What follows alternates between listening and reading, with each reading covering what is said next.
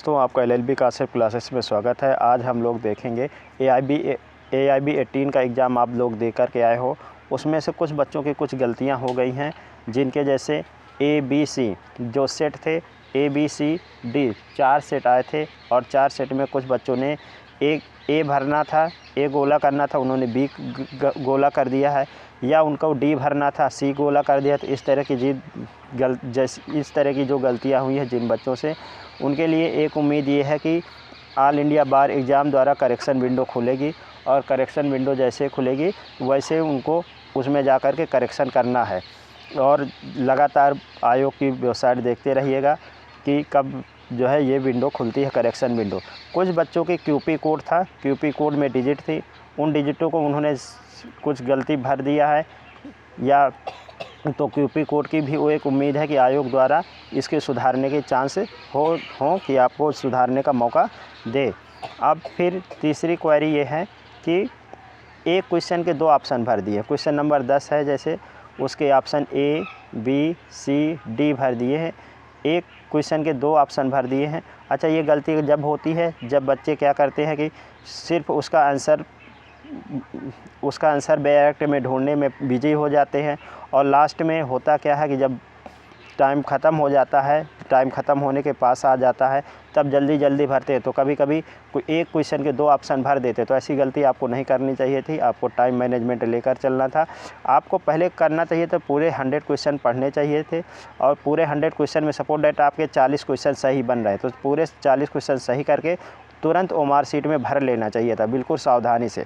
फिर 40 क्वेश्चन आपने भर लिए, 60 क्वेश्चन आप बचे। 60 क्वेश्चन में आप अगर तुक्का भी मार देते 60 क्वेश्चन में, तो 5 क्वेश्चन तो आपके आ ही जाते, सही ही हो जाते। तो इस तरह से आपको टाइम मैनेजमेंट करके ज़रूर चलना चाहिए था। खैर ठीक है, जो हुआ उसके लिए ज़्यादा परेशान नहीं होना है। अभी देखते हैं कि आयोग अब क्या क्या मेहरबानी हमारे ऊपर करता है, AIB ऑल इंडिया बार एग्ज़ाम क्या करता है। अभी उसकी अब कृपा पर हम लोग निर्भर हैं, जो बच्चों से गलती हुई है। अब फाइनल आंसर की कब तक आएगी? फाइनल आंसर की यानी लास्ट दिसंबर में आ जाएगी, या जनवरी के शुरुआत में आ जाएगी आंसर की। और अभी प्री आंसर की आई हुई है। प्री आंसर की में जिन बच्चों को लगता है कि ये क्वेश्चन का आंसर आयोग द्वारा गलत दिया गया है, वो बच्चे जा कर के आयोग की वेबसाइट में अपना जो है ऑब्जेक्शन फॉर्म भर सकते हैं। और ऑब्जेक्शन फॉर्म की देखते हैं, अभी फ़ीस वीस के बारे में जानकारी मुझे नहीं, क्या आप कुछ फ़ीस ले रखे हैं या नहीं, अभी मैं बताऊंगा इसके बारे में कि कोई फ़ीस है कि नहीं, या आपको जानकारी है तो ज़रूर कमेंट बॉक्स में लिखिएगा कि ऑब्जेक्शन फॉर्म की भी कोई फ़ीस पड़ती है क्या। और देखते हैं, चौथी क्वेरी है कि वाइटनर का प्रयोग कर दिया। कुछ बच्चों ने वाइटनर का प्रयोग किया है, तो ये बिल्कुल गलत है। वाइटनर का प्रयोग नहीं करना था, उनका रिज़ल्ट जो है विथड्रॉ हो जाएगा। या एक आप क्वेश्चन नंबर सपोर्ट है जैसे 15, उनको A भरना था, उन्होंने B भर दिया, और फिर ब्लेड से उसको खरोच दिया या नाखून से खरोच दिया है, तो इनका भी रिज़ल्ट रुकने की संभावना है। फिर भी मैं कामना यही करता हूं कि आयोग सबको पास करे, क्योंकि बहुत बेचारे महंगी फ़ीस है, 3500 रुपये एग्ज़ाम फ़ीस भरते हैं, और LLB डिग्री लेने में बेचारे कितना पैसा खर्चा करके आते हैं यहाँ तक। तो मेरी कामना यही है कि आयोग द्वारा जो है इन सब के साथ जो है न्याय किया जाए। फिर इसके बाद अगली क्वेरी है कि अगली क्वेरी है कि पूरा पेपर हल करना था। हाँ, कुछ बच्चों ने 80 क्वेश्चन तक अटैम्प्ट किए हैं, 20 क्वेश्चन नहीं अटैम्प्ट किए उनका, या 20 क्वेश्चन उनके छूट गए हैं, तो उनको 80 क्वेश्चन में ही जितने नंबर बन रहे होंगे उसी में नंबर उनको मिलेंगे। ये 20 क्वेश्चन में उनको ज़ीरो कोई का नंबर नहीं जोड़ा जाएगा। इस तरीके से आपको ध्यान रखना था कि पूरा पेपर आपको अटैम्प्ट करना था। पूरा पेपर अगर आप अटैम्प्ट कर लेते, जिन बच्चों ने पूरा पेपर नहीं अटैम्प्ट कर पाए उनके लिए बहुत दुख की बात है कि पूरा पेपर अटैम्प्ट कर लेते तो आपको उम्मीद हो सकता था कि आप पास हो गए होते। ठीक है, फिर बाद आपको जो अभी प्री आंसर की आई है उसमें लगभग 3 क्वेश्चन गलत हैं।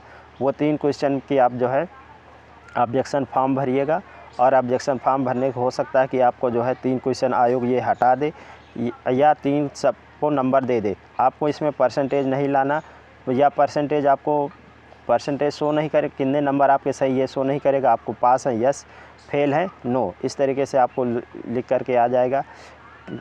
और आप परेशान मत होइए, जिन बच्चों का पेपर ख़राब हुआ है आगे तैयारी करिए। लेकिन हाँ, एक और है बात मैं कहूँगा, जो यूट्यूबर ये कहते हैं कि आसान एक दिन में एग्ज़ाम पास करें, ऐसे तुक्का लगाने वाले यूट्यूबरों से बचें, क्योंकि तुक्का लगाने से बहुत जो है बच्चों का नुकसान हो जाता है। क्योंकि अब एग्ज़ाम दिन का दिन कठिन होता जा रहा है। इस बार का एग्ज़ाम पेपर देखिएगा कितना कठिन है। पिछले साल का हल्का सा इजी था, उसके अगले साल, उसके पिछले साल जाएंगे तो और हल्का इजी था। अब दिन का दिन जो है परसेंटेज भी बढ़ रहा है कि अब पहले 40 और 35% था, अब परसेंटेज बढ़ा दिया गया है 45 और 40% कर दिया। यानी परसेंटेज भी ऑल इंडिया बार एग्ज़ाम बढ़ाता जा रहा है, पेपर का स्टैंडर्ड भी बढ़ाता जा रहा है। तो इसलिए अब आपको पढ़ने की ज़रूरत है। जितने बच्चे AIB के एग्ज़ाम दे रहे हैं उनको सबको अब पढ़ने की ज़रूरत है। लगातार कुछ ना कुछ रिवीजन करते रहिए। आप ज़्यादा केस लड़ना अच्छी बात है, आप प्रैक्टिस करिए, आपको शुभकामनाएँ हैं मेरी। लेकिन ज़रूर शाम को 1 घंटा स्टडी ज़रूर करिएगा। केस की स्टडी करना ठीक है, लेकिन कुछ एग्ज़ाम में जैसे यहाँ पर कई सारे सब्जेक्ट हैं, तो उन सारे सब्जेक्टों के एनालिसिस केस में नहीं हो पाती। कुछ ही सब्जेक्ट की हो पाती है, तो लेकिन फिर भी सारे सब्जेक्ट को तो थोड़ा थोड़ा पढ़ते रहिए। अगले साल फिर आप अच्छे से पेपर तैयारी करिए, अच्छे से पेपर दीजिएगा। Thank you, best of luck. और कोई एडवाइस है तो आप LLB कॉन्सेप्ट क्लासेस में बिल्कुल कमेंट बॉक्स में करिएगा। थैंक यू, नमस्कार।